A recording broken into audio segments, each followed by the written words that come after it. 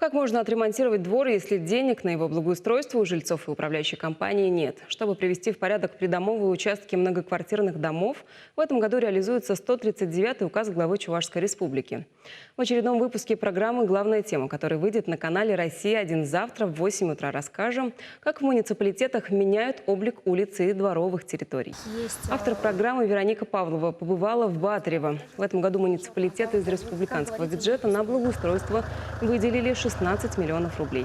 На эту сумму на селе реализуют 10 проектов. Меняют ветхие ограждения, кладут новый асфальт, строят детские и спортивные площадки.